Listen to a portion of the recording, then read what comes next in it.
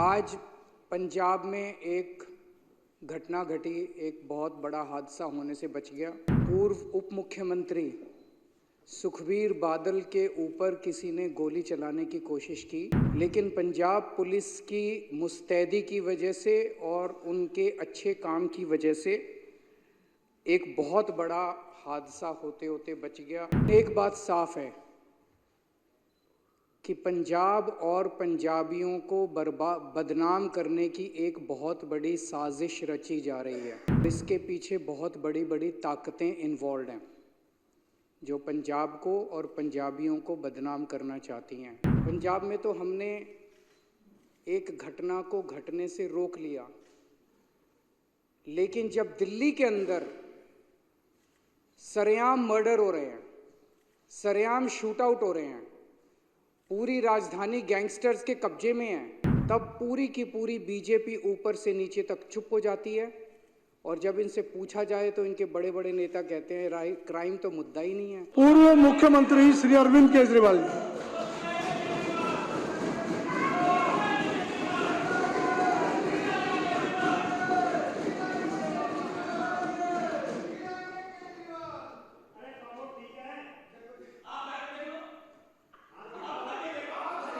भाई राजेश जी, ये तरीका ठीक नहीं है। आदरणीय उनको बोलने दीजिए, आप क्यों परेशान हो रहे हैं?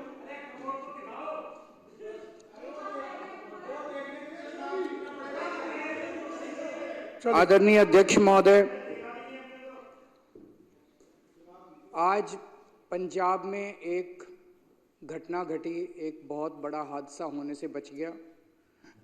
पूर्व उप मुख्यमंत्री सुखबीर बादल के ऊपर किसी ने गोली चलाने की कोशिश की, लेकिन पंजाब पुलिस की मुस्तैदी की वजह से और उनके अच्छे काम की वजह से एक बहुत बड़ा हादसा होते होते बच गया। सुखबीर बादल सुरक्षित हैं। मैं इस घटना की कड़े से कड़े शब्दों में निंदा करता हूं, लेकिन एक बात साफ है कि पंजाब और पंजाबियों को बदनाम करने की एक बहुत बड़ी साजिश रची जा रही है और इसके पीछे बहुत बड़ी बड़ी ताकतें इन्वॉल्व हैं जो पंजाब को और पंजाबियों को बदनाम करना चाहती हैं। आज जिस तरह से पंजाब पुलिस ने न केवल इस घटना को रोका, पर एक मिसाल पेश की है पूरे देश के सामने कि किस तरह से कानून व्यवस्था को मुस्तैदी से बरकरार रखा जा सकता है। मैं पंजाब पुलिस की बहुत तारीफ करता हूं कि उन्होंने स्थिति को काबू किया। और एक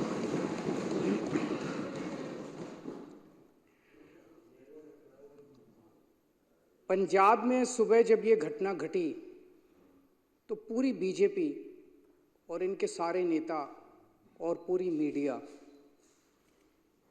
पंजाब में लॉ एंड ऑर्डर की पोजीशन को उठाना चालू कर दिया।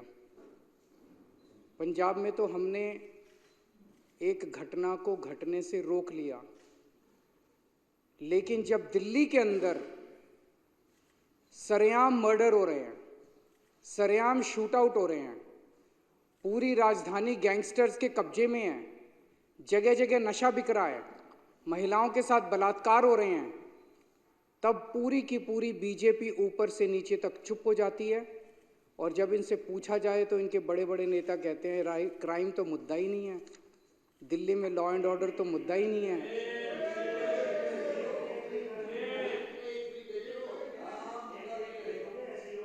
दिल्ली में खुलेआम लोगों के मर्डर हो रहे हैं और बीजेपी कहती है कि क्राइम मुद्दा ही नहीं है। दिल्ली में महिलाओं के बलात्कार हो रहे हैं, महिलाएं असुरक्षित हैं, बीजेपी कहती है कि लॉ एंड ऑर्डर मुद्दा ही नहीं है। दिल्ली में सरेआम व्यापारियों को फिरौती मिल रही है, फिरौती की धमकियां मिल रही है, बीजेपी कहती है कि क्राइम मुद्दा ही नहीं है। दिल्ली में सरेआम गैंगस्टर्स व्यापारियों की दुकानों पे गोलियां बरसा रहे हैं और इनके नेता कहते हैं कि क्राइम मुद्दा ही नहीं है। गृह मंत्री अमित शाह की सीधे सीधे जिम्मेदारी बनती है कि दिल्ली की कानून व्यवस्था को सुचारू रूप से चलाया जाए, और गृह मंत्री के घर के 20 किलोमीटर 30 किलोमीटर के दायरे के अंदर सरेआम शूट आउट चल रहे हैं, गैंगस्टर्स पूरा दिल्ली पे कब्जा कर चुके हैं और गृह मंत्री आराम से अपने घर में सो रहे हैं, उन्हें दिल्ली की कोई चिंता नहीं है। मैं पूछना चाहता हूं, क्या इस देश के अंदर एक वीआईपी की सुरक्षा और एक आम आदमी की सुरक्षा के अलग अलग पैमाने होने चाहिए? वीआईपी की भी सुरक्षा जरूरी है। आज सुखबीर बादल के ऊपर हमला हुआ, पंजाब पुलिस ने मुस्तैदी से उनकी सुरक्षा की, लेकिन जब दिल्ली के आम आदमी आज कल ट्रिपल मर्डर हुआ है देवली के अंदर, आज सुबह ट्रिपल मर्डर हुआ है। एक आदमी सुबह सुबह मॉर्निंग वॉक पे गया, जब घर वापस आया तो उसके माँ, उसकी पिताजी और उसकी बहन तीनों को उसने पाया कि उनका मर्डर कर दिया गया है। ये इनके लिए मुद्दा ही नहीं है, ये कहते हैं मुद्दा ही नहीं है। मैं पूछना चाहता हूं, क्या आम आदमी की सुरक्षा मायने नहीं रखती? क्या आम आदमी के जान की कीमत एक वीआईपी की जान से ज्यादा कम कीमती है? आप उस लड़के से पूछो जिसके 3 लोगों की मौत हो गई, उसके लिए तो सबसे ज्यादा वीआईपी उसके माता पिता और उसकी बहन ही सबसे ज्यादा वीआईपी थे। तो मैं इनको बीजेपी वालों को कहना चाहता हूं, तुम मेरे जितने मर्जी एमएलएज को गिरफ्तार कर लो, जितने मर्जी मेरे ऊपर लिक्विड गिरवा लो, जितने मर्जी मेरे ऊपर हमले कर लो, मैं तो दिल्ली के आम लोगों की सुरक्षा का मुद्दा उठाता रहूंगा जब तक मेरे